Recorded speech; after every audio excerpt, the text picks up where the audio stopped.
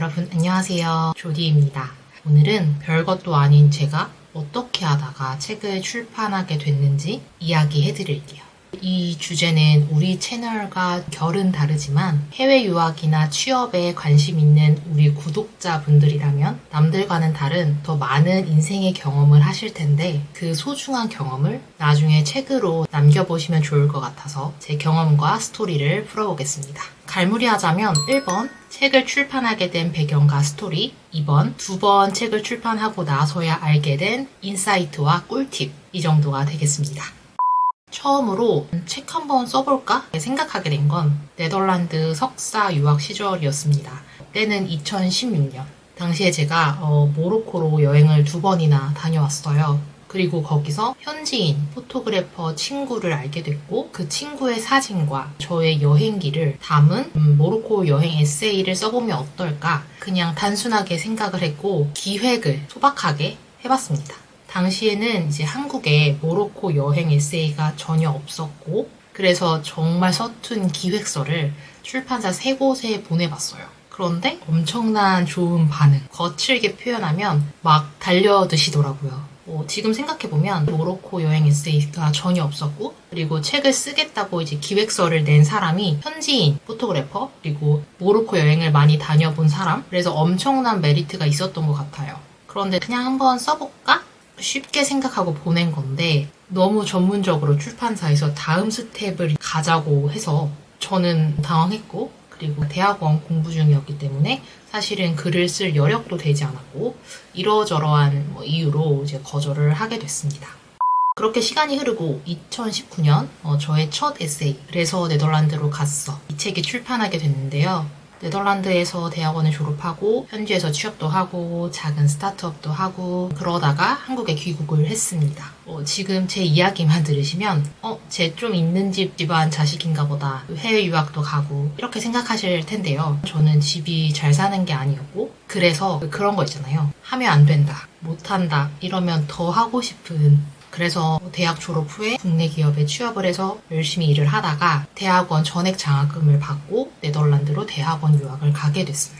가서 처음에 집 구하느라 고생도 엄청 많이 하고 영어 때문에 힘들기도 했고 해외 취업이 금방 안 돼서 좌절도 많이 했죠. 한국에 돌아와서 이런 저의 고된 경험이 누군가에게 분명 도움이 되지 않을까 생각을 했습니다.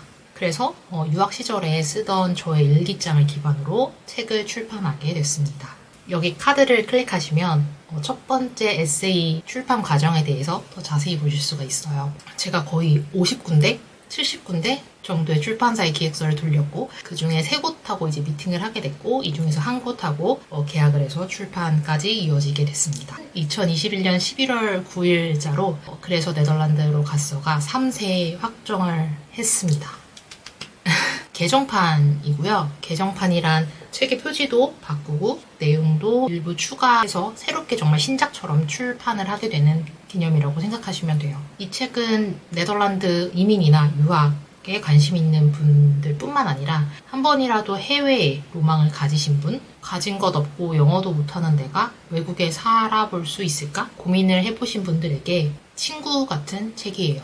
왜냐면 제가 그랬던 사람이었고 그 모든 경험과 힘듦을 어떻게 이겨냈는지 정말 여과 없이 공유를 했습니다. 최근에 오랜만에 그 책을 읽었는데 참 서툰 글이다 그런 느낌이 너무 강했어요. 그런데 3세가 확정이 됐다니 놀랍죠. 책을 통해서 또 하나 배운 것 같아요. 아무리 서툴고 작은 경험도 누군가에겐 도움이 되고 위로가 될 수 있다는 걸요. 10세, 20세, 만부, 10만부 이렇게 팔리는 책 또는 그런 책을 쓰신 작가님 정말 대단하시고 멋지고 가끔 부럽기도 하지만 그렇지만 정말 내 이야기를 써서 그게 어떤 사람에게 닿고 그 사람에게 도움이 된다는 거 그게 정말 놀라운 힘인 것 같아요.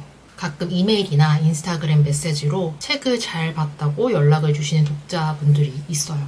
저는 그것 때문에 이 책을 쓴 것 같습니다. 2021년 6월에 저희 2번째 책 누구도 아닌 나를 위해가 출판이 됐는데요. 네덜란드와 한국에서의 일상을 기록했고 플러스 네덜란드에서 만난 18명 네덜란드인들의 인터뷰를 담은 책이에요. 이 책은 사실 그 네덜란드인들의 인터뷰 집으로 기획된 것이었지만 뭔가 네덜란드에 한정되는 걸 제가 원치 않았어요. 그래서 제목도 수정하고 기획도 다시 갈아엎고 에세이를 추가를 하게 됐습니다.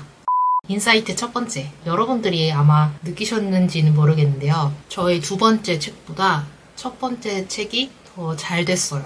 왜냐면 일단 정확한 주제, 책 제목, 명확한 독자층, 첫 번째 책은 여기에 다 부합이 됐어요. 이게 제 첫 번째 책인데요. 제목만 봐도 네덜란드, 유럽 가고 싶은 사람들 딱 봐도 이 책을 딱 펼쳐볼 것 같은 느낌이 오잖아요. 그런데 두 번째 책은 광범위하죠. 이 제목만 보고 이 책을 열 사람이 과연 있을까? 제가 사실 조금 욕심을 부려서 네덜란드, 유럽 이쪽에 관심 있는 작은 타겟층보다 더 대중적으로 타겟을 잡고 싶어서 제목을 좀 다시 만들었거든요. 결론적으로 이 책은 저는 만족하지만 출판사 입장에서 보면 명확한 독자층이 있음에도 불구하고 너무 포괄적으로 제가 가겠다고 좀 고집을 부린 케이스죠. 그래서 현재 출판이라는 목표를 가지고 계신 분들은 독자층을 한번 고려해 보시면 좋겠습니다. 그리고 책 제목만 봐도 직관적인지 확인하세요. 우리가 아주 정말 유명한 글을 쓰는 사람이 아닌 이상 제목은 직관적인 게 좋습니다. 인사이트 두 번째, 진심을 담으세요, 여러분. 나의 이야기, 내 진짜 이야기. 나밖에 할 수 없는 이야기를 쓰는 거예요. 아주 사소한 거라도요. 사소하지만 그거는 정말 나만 풀 수 있는 이야기. 필력이 부족해도요, 진정성이 담긴다면, 그리고 그 이야기를 당신밖에 할 수 없다면 충분히 독자는 당신의 글의 매력을 느끼고 도움을 받을 겁니다. 여기 좋은 예가 존재하죠? 저의 첫 번째 책이 바로 그걸 말해줍니다. 인사이트 세 번째, 여러분 여유를 가지세요. 당장 책 출판을 못한다고 큰일이 혹시 발생하시나요? 그렇다면은 자비 출판을 권해드릴게요. 당장 출판을 해야만 한다면? 그런데 그게 아니라면 잠시 여유를 가지고 시간을 갖는 거 어떨까요? 저도 처음에 책을 써보겠다고 막연하게 생각하고 약 3년 후에 첫 에세이 책을 출판하게 됐습니다. 시간에게 그리고 나에게 시간을 주세요, 여러분. 그 시간 동안 어쩌면 우리는 더 많은 걸 경험할 수 있고 그리고 더 느끼고 더 성장해서 내면이 단단해져 있을 거고요. 그 속에서 나의 진짜 이야기, 나만의 글을 쓸 수 있지 않을까 감히 생각해 봅니다. 오늘은 제가 글을 쓰게 된 배경과 에세이 2권을 출판하고 나서야 얻게 된 인사이트를 공유해 드렸습니다. 여러분께 도움되기를 바랄게요. 지금 여기까지 보신 분들에게만 말씀드릴게요. 일기장을 기반으로 공동 출판을 해보려고 해요. 이미 사이트도 만들어 놨습니다. 저는 이뤄냅니다. 하고 싶은 거, 나누고 싶은 거 일단 해보려고요.